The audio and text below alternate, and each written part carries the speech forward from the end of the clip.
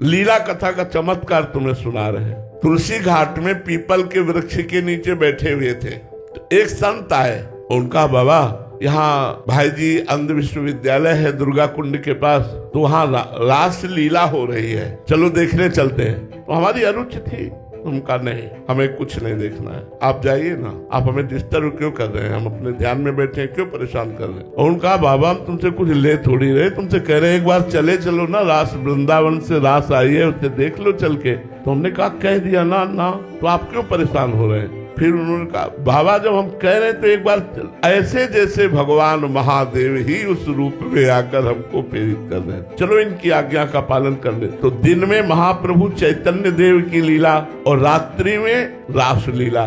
जे ही गए तो सभा लगी हुई थी। महाप्रभु चैतन्य देव का वियोग श्री कृष्ण प्रेम का, और शाम के रास लीला दूसरे दिन हमको कहना थोड़ी पड़ा है, अपने आप सब पहुंच गए। 1 महीने रास लीला जब चली और रास लीला देखा तो लगा अब हम जी नहीं पाएंगे। कि श्री राम शर्मा आचार्य उस समय स्वस्थ थे, तो खड़े होकर वही आचार्य पदवी पर ठाकुर जी को पद आदि के द्वारा लीला प्रकाशित करने के लिए प्रेरित करते थे। हमने सोचा अब लीला के बिना हम जी नहीं सकते, तो इनके चरण पकड़ लो, कह दें अपनी मंडली के साथ रख लो, तो भीख मांगकर खाएंगे भिक्षा और रात दिन इनकी सेवा में रहेंगे, रास लीला देखने को मिलेगी।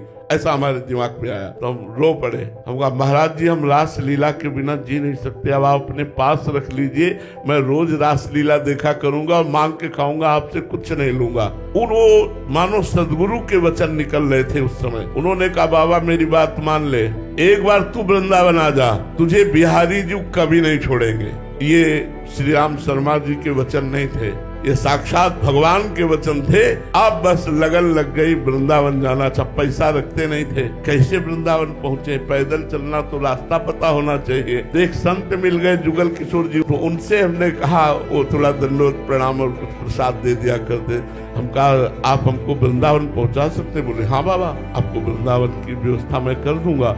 उन्होंने वृंदावन की व्यवस्था, पहले चित्रकूट ले गए, चित्रकूट से वृंदावन आए। आज तक बिहारी जी ने नहीं छोड़ा।